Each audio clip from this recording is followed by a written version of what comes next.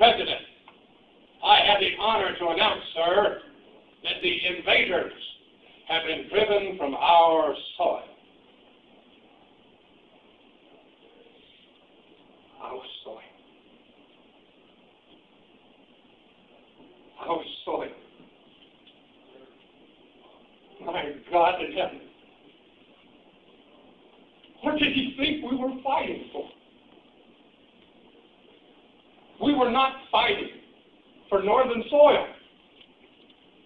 And we certainly weren't fighting for southern soil. As far as I was concerned, it was all American soil. So on November the 19th, 1863, I was in Gettysburg.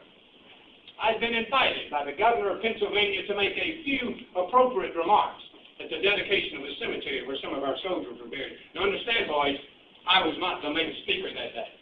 That honor went to another man. His name was Edward Everett, and he was the most famous speaker we had in those days.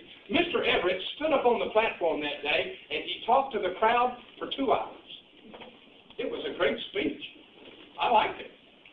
But you know, friends, there's not hardly anyone alive today that can tell you anything that that man said. I spoke to the people that day a little less than 3 minutes. And this is what I said on that day. 407 years ago, our fathers brought forth on this continent a new nation, conceived in liberty, and dedicated to the proposition that all men are created equal. Now, we are engaged in a great civil war, testing whether that nation or any nation so conceived and so dedicated can long endure. We are met on a great battlefield of that war. We have come to dedicate a portion of that field as a final resting place for those who here gave their lives that that nation might live. It is altogether fitting and proper that we should do this.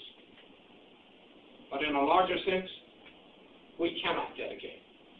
We cannot consecrate. We cannot hallow this ground. The brave men, living and dead, who struggled here, have consecrated it far above our poor power to add or detract. The world will little know nor long remember what we say here. And it can never forget what they did here. It is for us to live in, rather to be dedicated here to the unfinished work which they who fought here have thus far so nobly advanced.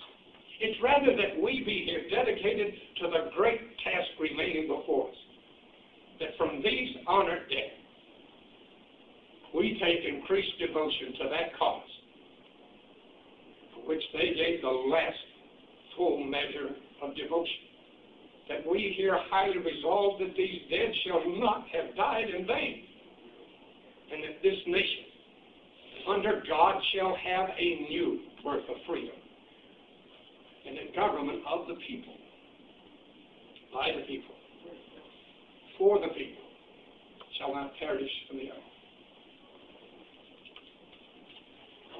Unfortunately, friends, there were going to be many more bloody battles after Gettysburg. Too many more. Too many mothers were going to lose their sons. Too many wives were going to lose their husbands, and far too many children were going to lose their fathers, and yet that war went on.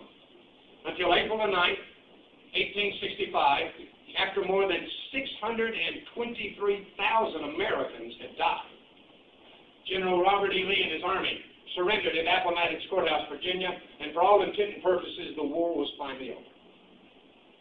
But now, friends, as the President, I had another terribly difficult task to perform. You see, now, I had to rebuild a nation that had been torn in two and shattered to pieces. But it was a job that I would never get to finish. Just 5 days after General Lee surrendered, just 5 days after what everyone thought was the end of the war, on Good Friday, April the 14th, 1865, my wife Mary and I went to Ford's Theater in Washington to attend a play entitled Our American Cousin. About halfway through that play, just as I had reached to take my wife by the hand, an angry young man named John Wilkes Booth pointed a small gun just behind my left ear, and he fired one bullet. I became the first American president to be assassinated. You know, friends, I was only 56 years old. Well, that pretty much tells you the whole story of my life this morning. From the day I was born till the day I died. But more important, it tells you a little something about my war. Now, if you give me just a moment, I need desperately to talk to you about a different kind of war. And that's the great many wars that these boys are fighting every single day. The wars against hunger, poverty, and racism. The wars against crime, drugs, and violence. The wars against diseases. Friends, my war, and every war since then, has been fought, won, and lost with too many guns, too much blood, and way too many human lives. I promise you, the wars that these boys are fighting can only truly be won with two things: a loving and merciful God, and knowledge. The knowledge that even now may be locked deep within the mind of a young child, and to unlock that knowledge, they need a key. That key is education. Come here, Brandon. What's your name again? Brandon. Come around here. You see, if Brandon here will just stay in school and study real hard, Brandon could someday find a way to end world hunger, poverty, and racism. Hey, Brandon. Stand up, young man. What's your name? Michael. Michael. You know, if Michael would just stay in school and study real hard, he could someday find a way to end these wars against crime, drugs, and violence. Thanks, Michael. You're going to be a long drink of water when you grow up. And what's your name, sir? Don't be bashful. James. All right. Now, you know what? You might not think to look at James right now, but I promise you this.